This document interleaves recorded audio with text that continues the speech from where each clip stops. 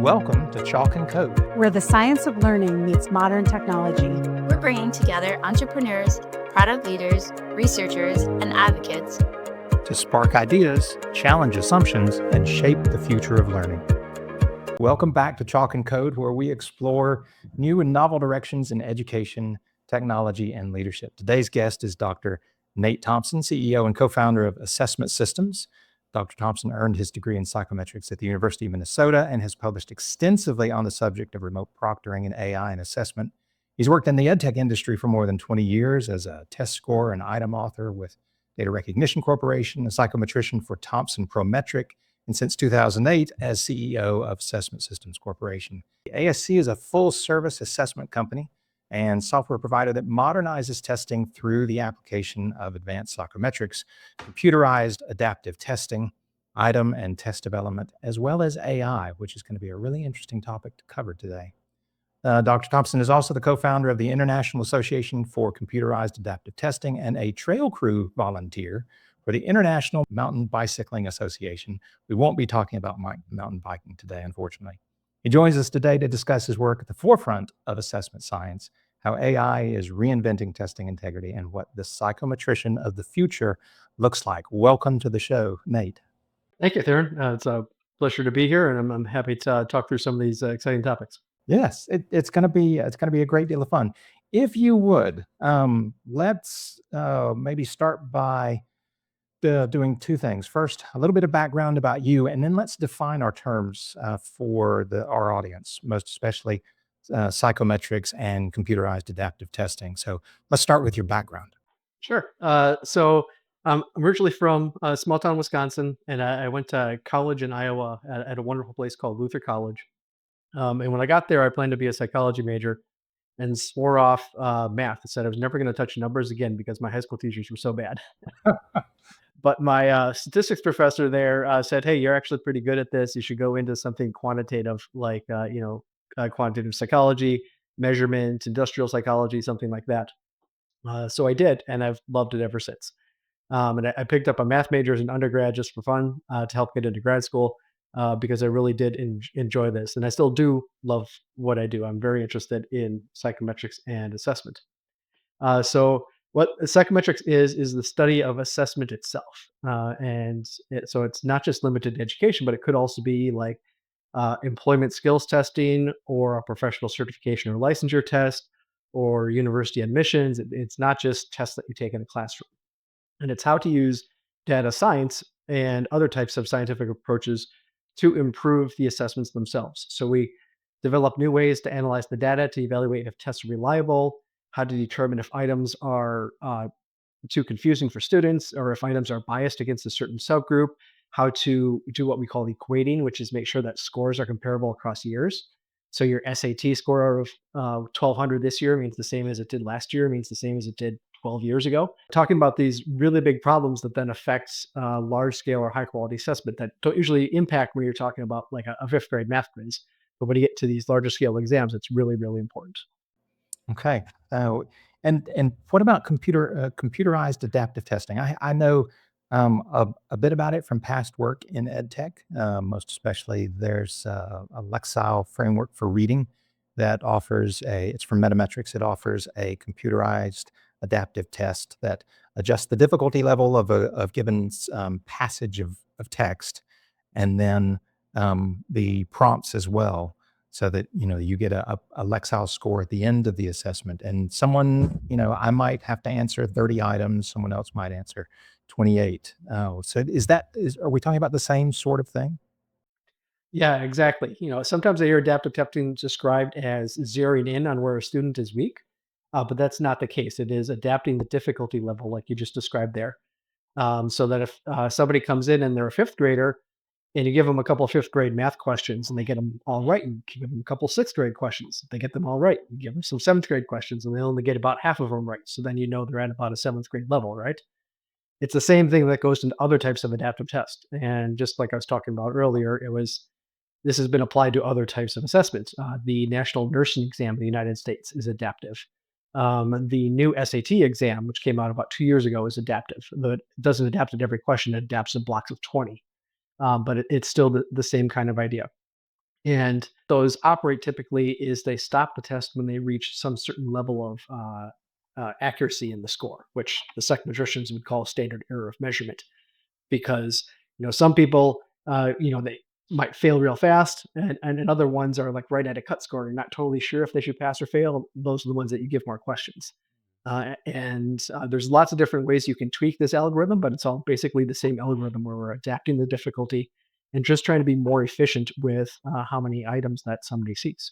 Out of curiosity, when you do get a score for a learner at the end of this, is there if the learner were to retake this, the assessment in a week or something like that, um, how much how much float would you expect in a score before you could measure a significant change in my ability? So the way what I hear you saying is that given the standard measurement error, you're going to get a score, but it might be plus or minus some amount. So would subsequent scores kind of float between that and essentially mean you are at the same level, you have the same skill, nothing's really changed, even though the value of the final score changes? Yeah, absolutely.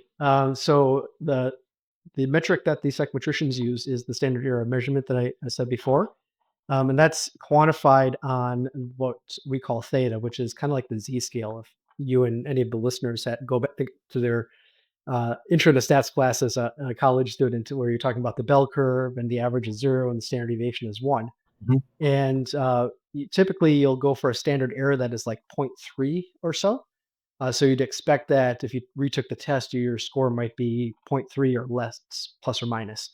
Um, you then these tests typically convert these z-scores to be some kind of larger number, which is arbitrary, and just basically tries to hide the fact that half the people have negative scores because nobody wants to see a negative score when you take a test, right?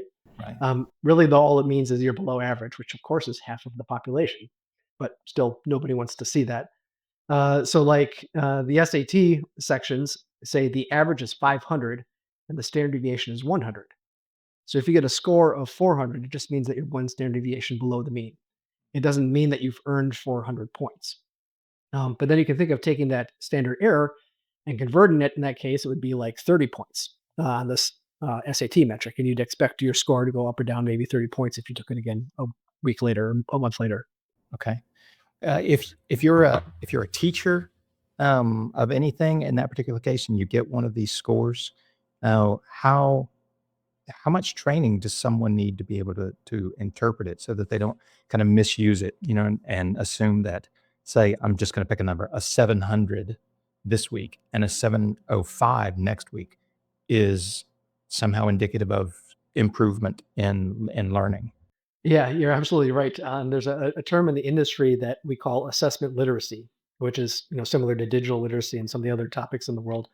But it's basically how well do people understand assessment and psychometrics so that they can effectively use these results.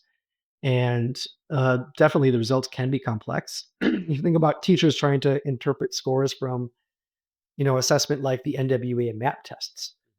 There's multiple subsections of the test. Math and reading, they give you normative and they give you standards based scores and they give you percentile ranks. They get you sub scores on different portions of the math, maybe algebra versus number sense or something like that. There's a lot to interpret there. So these types of organizations also have to put out guides just to help teachers interpret these.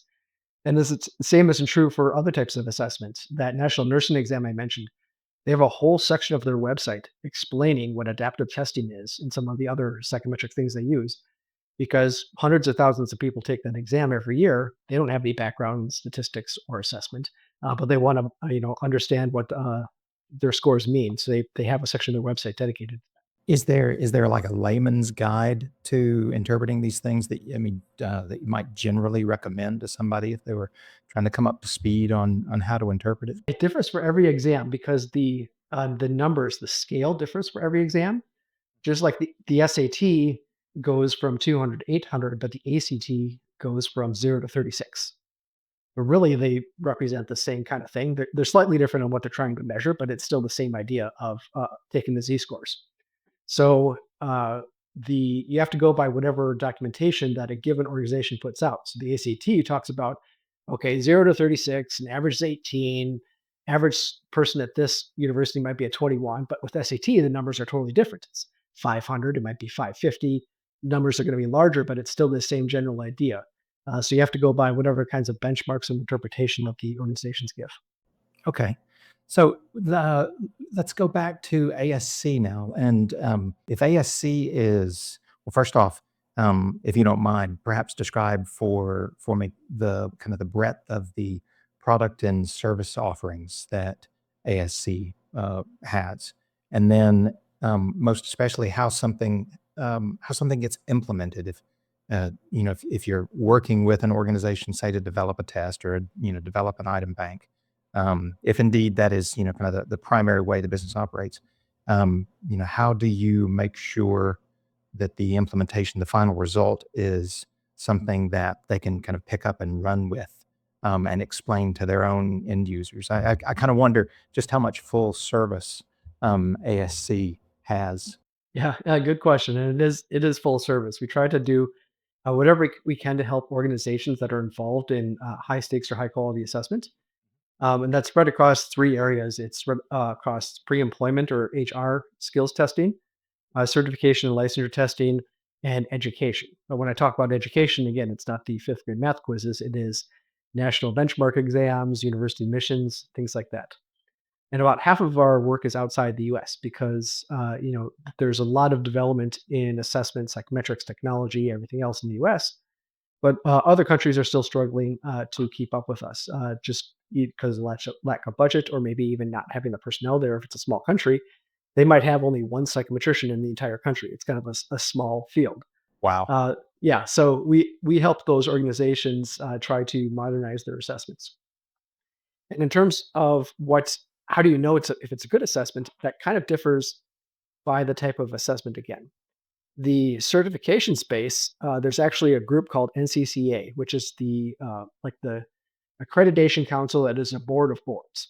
So the board of the accountants, the chiropractors, the nurses, the IT certifications, these all get together, and they came up with a list of what means a good certification. Part of it is how you design the test, how do you analyze your data, how do you report your scores, how do you check if people are recertified, all these different types of things. And they publish these guidelines that say you have to do these things if it's a creditable, good certification exam. In other spaces, it's not that specific, especially once you get outside the U.S. If you're developing a university admissions exam in another country, there really are no guidelines specific to that. In those cases, they're just general guidelines, which were put out by the American Psychological Association, the American Educational Research Association, and the National Measurement for Education, or Assessment Education. Uh, those three groups all got together and said, okay, in general, here's what makes a good assessment. Here are the best practices you should follow. So if you're interested in getting into assessment and developing your own, that's probably the best place to start. Do you think that if a well, let's start with an example. In as much as you're comfortable, kind of a real world example of an organization that would come to you and that you would help accomplish its goal. Sure, I can have two examples there. One from the education might be like a Ministry of Education, or a large university in another country. And in certification, it would be a specific certification board here in the US, like sports chiropractors or occupational nurses or something like that comes to us and says, okay, we deliver 200 exams a year. We need to follow these best guidelines. We don't know where to start because we've got 10 expert nurses, but we don't have anybody who knows anything about assessment or technology. So that's where we come in and say, okay, we'll go look at these NCCA guidelines, and they say, okay, you have to do a job analysis. You can just survey the chiropractors that work in the field, see what they're doing most often. You take that data and you turn it into the blueprints for your exam. So the blueprints for the exam aren't just made willy nilly; they're based off data of what people actually do in a job. Then we help them write the items. We help them set a cut score. You can't set a cut score on a test with a flat number like 70% like you do in high school. There's actually a bunch of work that has to go into it where you get an expert panel together in a room and they have to read every item and rate the difficulty and all this other work. So we help them guide through all this process of how to develop a good exam. And then we help them publish it on our platform. So we have an online platform to deliver these tests, take registrations and payments, print certificates for people who pass, whatever it is that's needed. And that's where a lot of our work goes into because it's really easy to build a simple multiple choice quiz engine. Just about any organization can do that. But when you're talking about building a system that can manage a bank of 50,000 test questions, delivering national benchmark exams with high volume, and having hundreds of users pulling reports, and using adaptive testing and some of these other modern technologies, there's really only a handful of organizations in the world that can do that sort of thing. So that's where we come in to help these groups do that. And the same is true for the ministries of education, or we also work with like ministries of HR, things like that in other countries. They come to us and say, hey, we're trying to modernize our assessment processes. We've got this mandate from our minister that says we need a good eighth grade benchmark assessment to help people get into high school and whatever it is that they need. And we'll come in and say, okay, here's how you would design and develop your test. Here's how you put it online. Here's the kind of item types you would use. Here's the kind of score reports you need to provide good feedback. We help them through all that implementation process. The one thing So we you don't do is the content. We aren't an expert chiropractor. We aren't an expert Spanish teacher in Mexico. So we can't write those questions. We just help them design the test. in those cases where you're not necessarily the domain expert on that subject, how do you figure out what is a good item versus not? Yeah, there's definitely some best practices in terms of how to write questions. Like don't end the stem in a colon, make sure that all of the answers don't have repetitive text and end in a period so that's a complete sentence, all these different types of things. There's certainly formats, things like that, making sure that two answers aren't too close to each other or that one of them isn't longer than the rest, because that's usually the correct answer then. Avoiding all of the above questions that we all hated when we were in school. I mean, we're trying to take the kinds of things that are a little bit grassroots, not common sense things, but also looking at some of the research. And there's the data science aspect as well too. So we'll look at everybody who's answered the question and be like, okay, how many got it right? How many answered A, B, C, D? Was it all the smart kids who answered the correct answer, or did some of the smart kids also choose D? If so, why were they doing that? Let's look at it.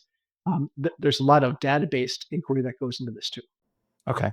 I was curious about that. In part, what some of what you were describing for me reminded me of an organization that I helped once upon a time in North Carolina. It was a school district, and they had developed this process. Well, first they had developed their own quarterly benchmark, and they had written their own items, and they were gathering statistics and information about how the items had been answered. And at the end of every year, before the beginning of the next year, the the teachers would get together and review the items and review the data had been collected about the items and would go item by item, option by option, and discuss, well, 70 some odd percent chose this particular option, but we all know that's not the right option. Why did that get taught? Or, why did that get answered? And in one case, I Yeah, was sitting in the room when a bunch of ninth grade English teachers, as they were looking through the items, they said, oh, well, that's because we taught it a particular way. This response makes sense if you remember that this was the way that we taught that based on this particular book that was available to us at the time. It was really interesting because they flagged it and then they changed it for the upcoming year.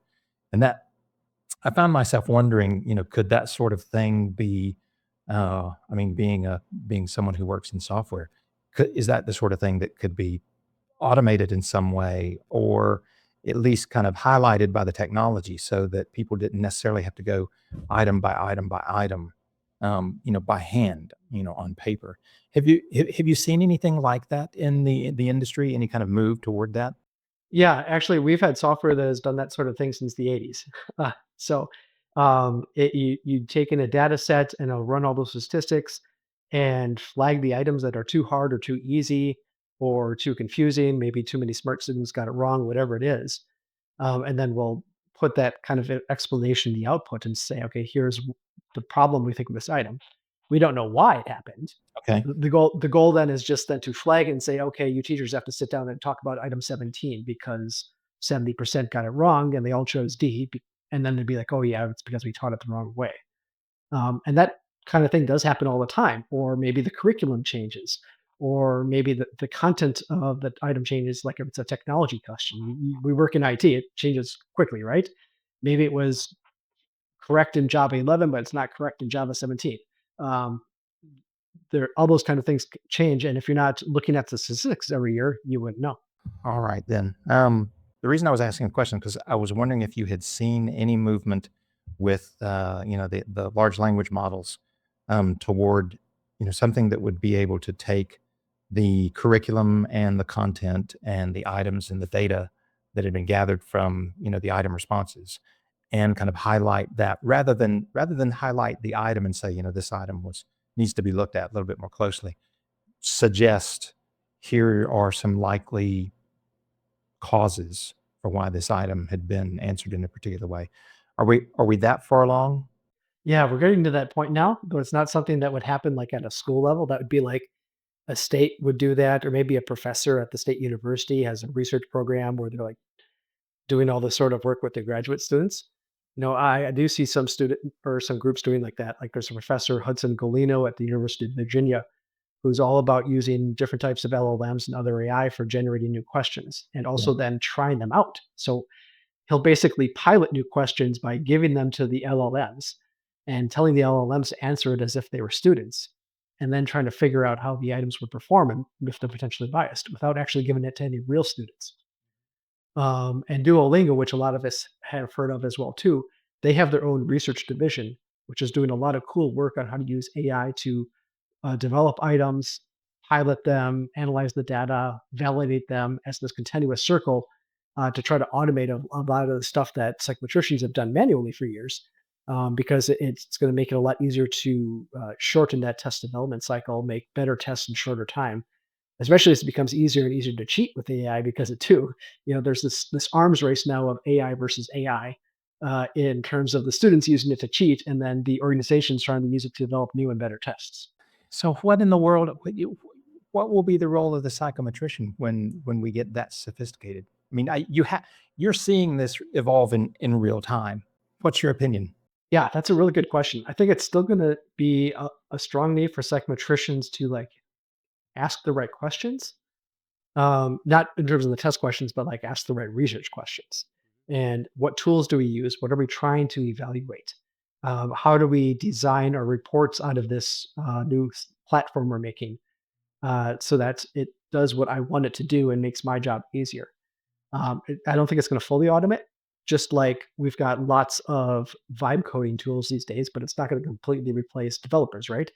Especially the expert ones that can architect a massive system that delivers 100,000 exams or a million learners, things like that. That's not going to be done with vibe coding. You still need a team of professionals. And I Right. think there's going to be the same thing is going to be true with assessment.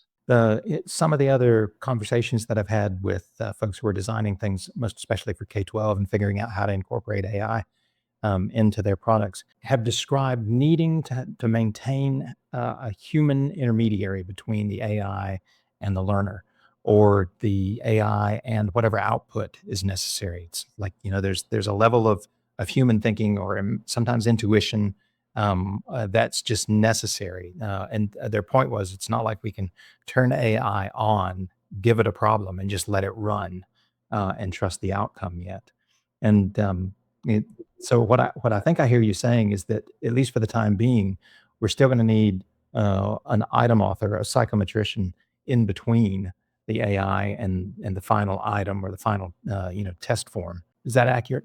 Yeah, absolutely. And the various ways the AI could be used, you're still going to need that human, whether it's helping to interpret the results, whether it's designing the automated reports, or managing the automated generation of new test questions. I saw a great presentation by my friend Paul Jones a couple years ago at a conference looking at AI generated items versus human generated items. And they were doing it with real estate and insurance exams. So there's plenty of documentation on these tests. And they basically generated 500 items by humans and 500 items by AI, had them both reviewed by humans. And the AI actually had better quality in terms of the Oh, ones that passed the first bar and didn't need any editing, that sort of thing. But it was still like, 15% of the AI items needed editing and 20% of human items needed it. So it was fairly close, and there's still a lot of editing that was needed. So that's why we're still going to need those excerpts to be involved there, but we're still going to be able to save a lot of time by using AI to generate those gross drafts. I see. And you're building those into your platform as well. You had a blog post where you were describing automated item generation and the two different types. Would you describe that, how it's working in your platform and what those two types mean? So the older type of automated item generation is basically to use dynamic fields that change inside an item. So, like I saw it presented by the Medical Council of Canada once, and they had a CPR question. That was a blank-year-old blank was playing with blanks and was found unresponsive on the floor. And it could be 2, 3, 4-year-old was playing with marbles or Legos, or it could be a boy or a girl. Those types of details doesn't really matter. It's still the fact they were choking on a small object, and what's the first thing you do is CPR. So they were generating different types of items this way, and it ended up making it a lot easier to make a large item bank. And they found that the items are actually slightly higher quality in terms of discriminating power and less bias and other things because the authors were thinking more structurally about the question than the content about the question. It was actually a good exercise for them. But that approach goes back to like 2012. It came out of the University of Alberta with Mark Gill and Hollis Lai. And the more modern one is the LLM's approach, where you say, okay, go to ChatGPT and write me 20 questions about CPR on a young child, or about glaucoma, or about insurance regulations in Georgia, whatever it is that your test is about. And you can do that and then review them and make sure it works. It's a lot less effort from you up front, though you have to be careful not to get lazy there. There's this whole AI laziness thing that we're now trying to fight these days. Yeah, and if you're going to be using AI for item generation, which isn't a bad thing, do it thoughtfully. You might have to use multiple prompts. You might have to use multiple iterations. You might have to upload some documents and say, okay, use like this, use my writing style. Here's some items I've written in the past. Here's the insurance regulations for Georgia. Make all your questions directly off of this. Whatever types of things that you need to make the test more high quality, just like you would if you're working with humans, you're going to have to do that with the AI too. That's interesting.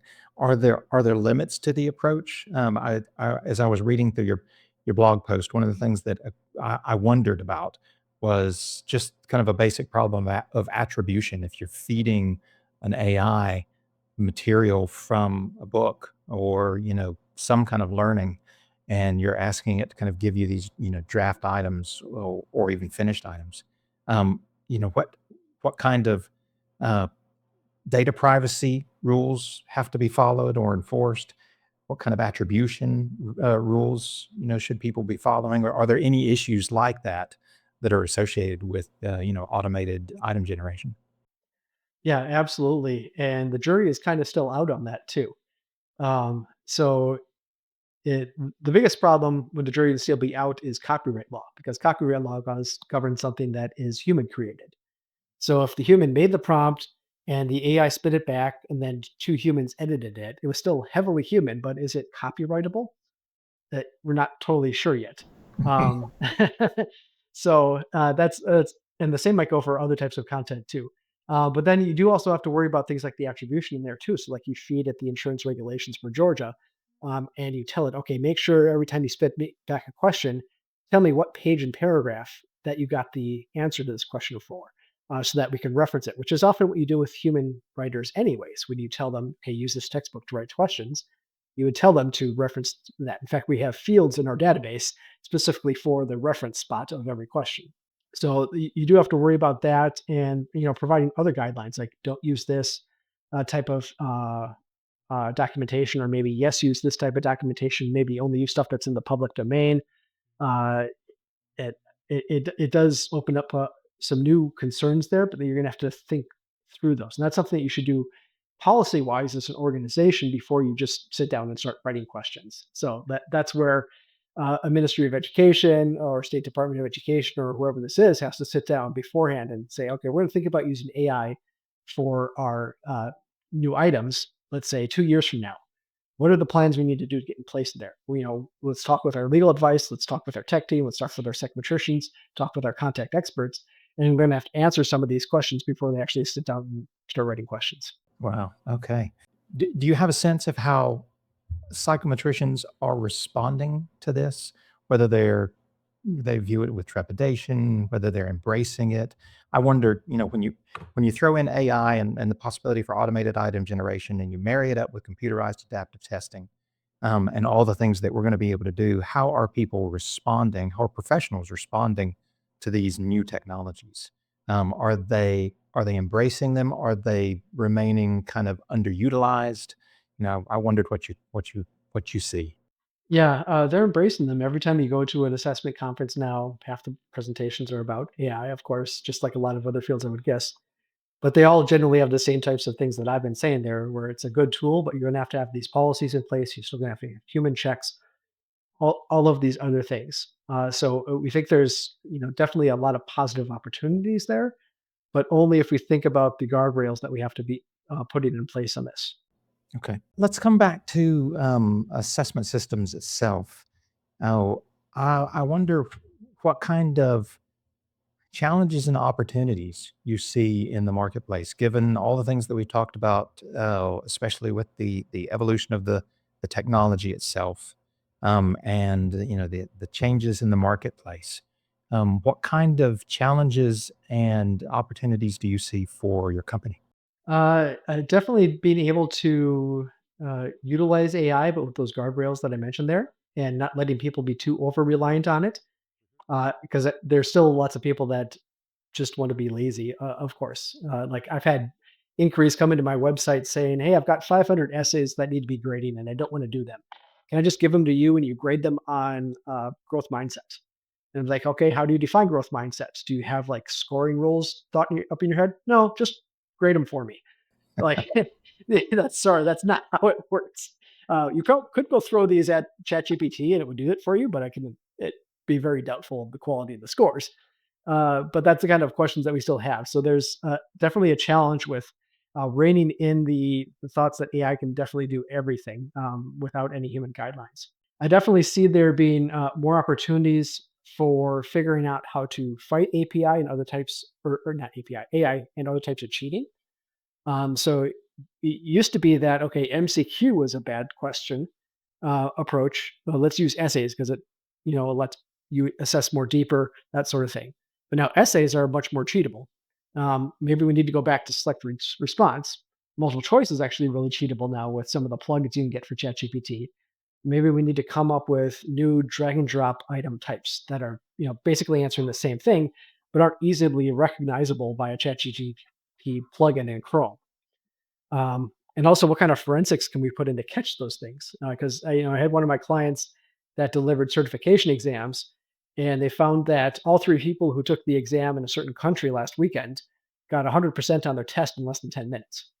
Uh, which that's an easy flag to make, but there are certainly a lot of other flags that are probably flying under the radar that we need to think about looking at. Oh, but playing off of, I want to start from something that you said about using AI to detect cheating. There was once upon a time, there was a conversation that I was having with a colleague about how to determine when in a when a CAT, computerized adaptive test, when a student might disengage. Maybe the test is going on for longer than they have the attention span for, whatever it happens to be. But does your platform also kind of gauge that when someone's just kind of they've just started clicking through, or they've just kind of stopped giving it the effort that it requires? Yeah, we have some code to analyze that type of data. It came out of research from NWA about 20 years ago with Steve Wise, and he called it response time effort. And it's basically flagging a student if they went through 3 or 5 questions in less than 20 seconds each, or whatever type of threshold you want there. The numbers can vary based upon the grade level and the topic.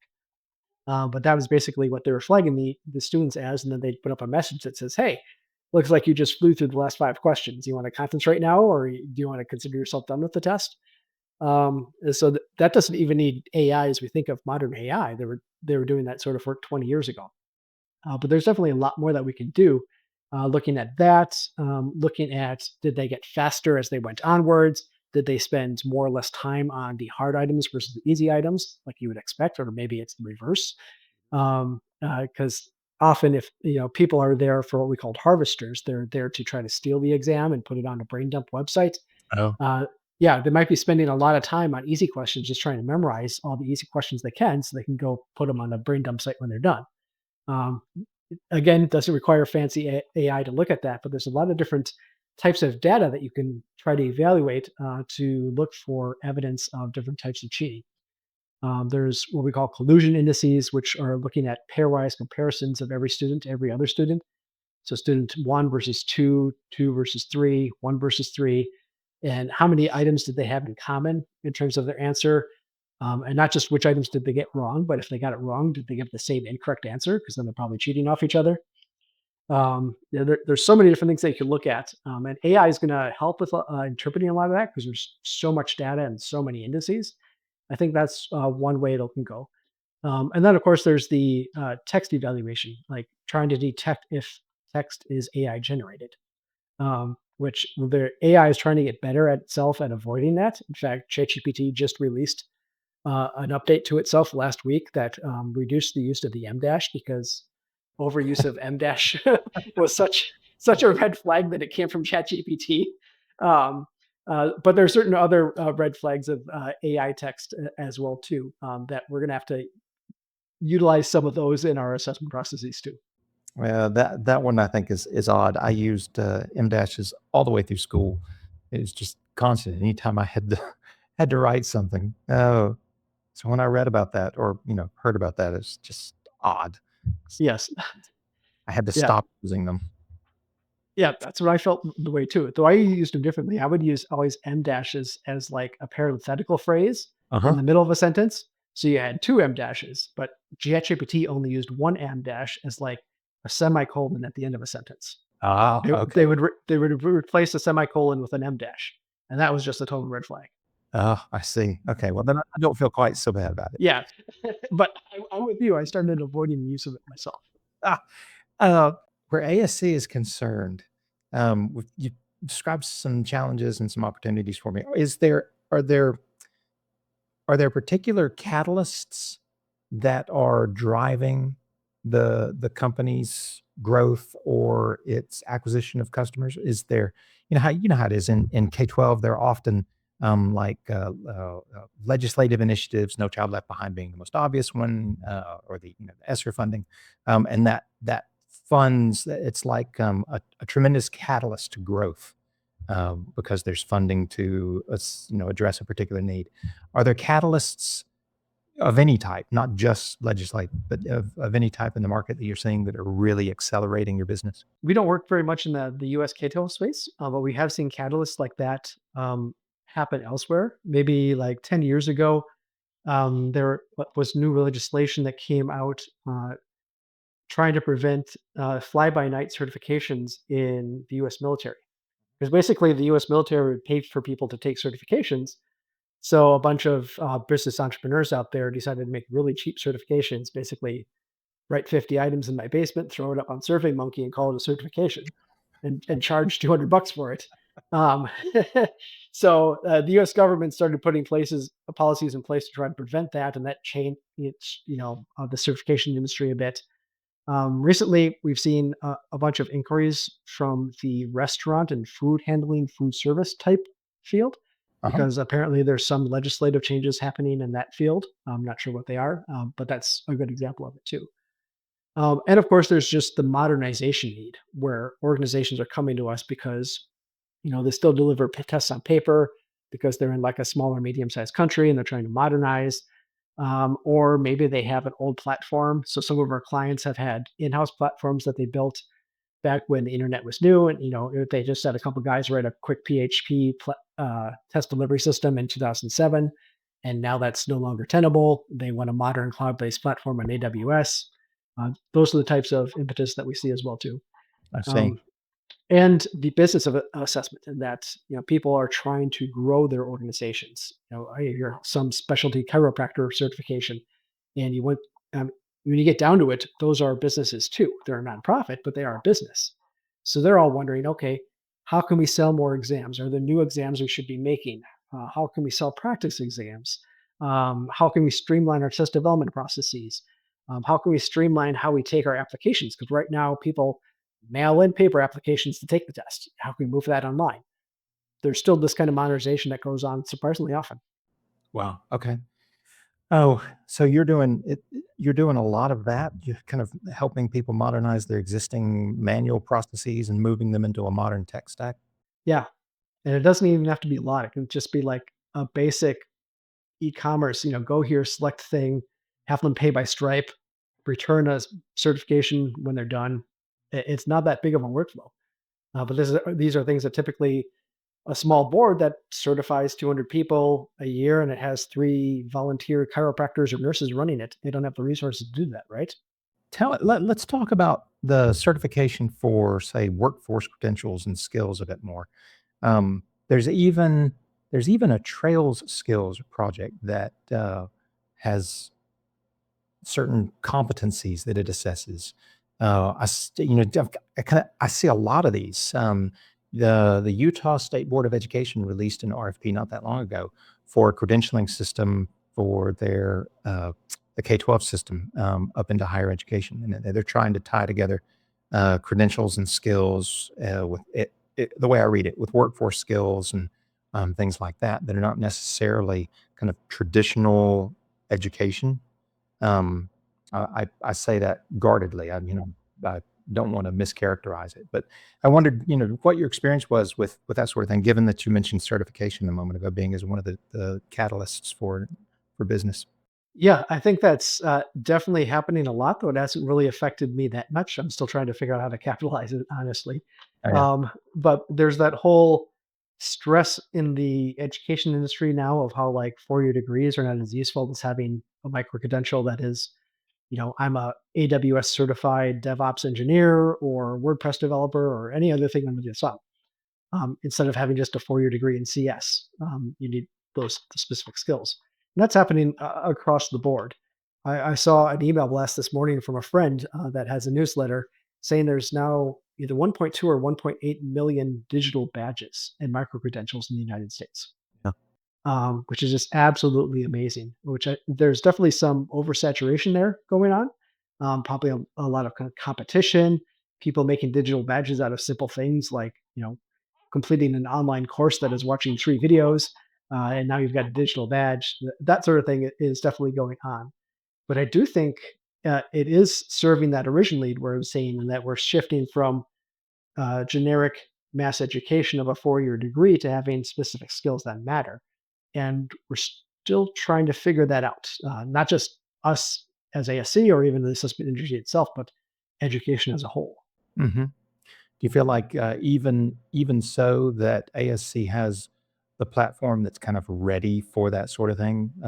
Assuming that um, the competencies and the skills and the standards can somehow be converted to testable information. Yeah, because our online assessment platform has all the off-the-shelf functionality you would need to manage a group of subject matter experts, develop a new certification, or even just a small micro credential. Uh, uh, move it so that's published in our e-commerce candidate portal. Set up the certificate or a digital badge that it sends an API to LinkedIn when they're done. All that kind of stuff is relatively easily automatable, especially once you get past the whole build the massive enterprise assessment platform. That's the biggest step there. Right. Um, Adding something like an API to LinkedIn is minimal on top of that. So there's definitely a lot of things that can happen, both of me helping, but even of other organizations like, okay, maybe that you've got some in-house LMS that's doing all the training at your corporation. Maybe like you're a director of training at Walmart, you training lots of people. How can you, let's see, implement some sort of gamification, digital badges that keep people engaged? There's a lot of things that can be done there. What do you think over, say, the next, I don't know, 5 to 10 years, ASC has to really face and adapt to? What do you think is coming at you that's going to result in a lot of change? Uh, Definitely the whole AI thing, terms of students cheating, in some cases it's the proliferation of competitors, usually the low quality competitors. I just was talking about this with some friends in the employment testing industry a couple days ago. They provide uh, pre-employment skills tests. Take a test on Microsoft Word, Java programming, whatever it is, before you go to a job. And there's a proliferation of competitors that are basically generating these tests with a ChatGPT Yeah. and putting it on a simple exam platform. So that's going to be a challenge, and that comes back to the whole idea of assessment literacy. Again, it's trying to then tell HR managers to recognize what's a high quality test versus a low quality test that is just 50 items out of ChatGPT. There's an opportunity and a challenge there rolled up into each other. But there's a lot of other things that are going on there too, in terms of how to best deal with AI, how to utilize AI, like I talked about with Duolingo and some of the research. Um, uh, there's the scalability thing too, and AI. If you think about it, AI is totally democratized. Anybody can use it, at least like the free version of ChatGPT. But when you get to like the level of research that Duolingo and some of these other groups are doing, it's only the billion-dollar companies that have a team of 20 researchers in house that are really doing it. And that type of sophistication just isn't available to certification licensure boards, individual teachers, and so many other organizations that would love to have better assessments, but are still just trying to figure out how to be a little more efficient. Oh, okay. Now, so we've talked a lot about the discipline itself. We've talked about the company and the challenges that you're facing now and perhaps in 5 to 10 years. What do you think we aren't talking about in educational technology generally that we ought to be talking about? I think personalization is one thing that's been near and dear to me for a long time, that I think we're going to swing back a little more into. Adaptive testing is part of that. Adaptive learning is part of that. Potentially using AI to slightly modify items for each person to increase security is part of that. Um, Developing new item types is part of that. Uh, I think there was a push towards personalization back when Smarter Balance came out, and that was adaptive. And then there was a big push to more adaptive tests. But I see us now probably getting back into that and trying to figure out how to apply it, not just at like a large scale educational level, but also make it more available to other types of assessments, smaller organizations, and use that to help people get the skills that they need to succeed, whether it's in education or in the workplace. Going back to that point I made earlier about it's now about what skills you have, and also what soft skills, what people these types of things that people aren't doing as well anymore as they did 30 years ago. Yeah. It's how do we meet some of those needs as education industry, both government and private, all the way up to training people 20 years into their career on getting a new career or new technology, what it is. And I think personalization is going to be the way to approach that. Interesting. Okay. Uh, well, I think we're really close to the end of our time. Um, if our listeners wanted to get a hold of you or contact you, where would they go? Easiest way, of course, is LinkedIn. If you were to Google Nathan Thompson ASC or psychometrics, you're going to find me. My website is assess.com. So that's the company I founded and I'm CEO of. And if you want to email me directly, just email nate@assess.com. Oh, that's awesome. Easy. It's a Dr. Nathan Thompson, CEO and co-founder of Assessment Systems Corporation. Thank you very much, Nate, for joining us. We appreciate your time, and I have genuinely enjoyed the conversation. I know it's been kind of wide ranging, but you've taught me a good bit over the course of the conversation. I appreciate it. Yeah, same here. This is incredibly enjoyable. All right. I appreciate the opportunity. Thanks for tuning in. If today's conversation sparked new insights or challenged your thinking, we'd love to hear from you. Visit flexion.us for more information and join us here next time on Chalk and Code.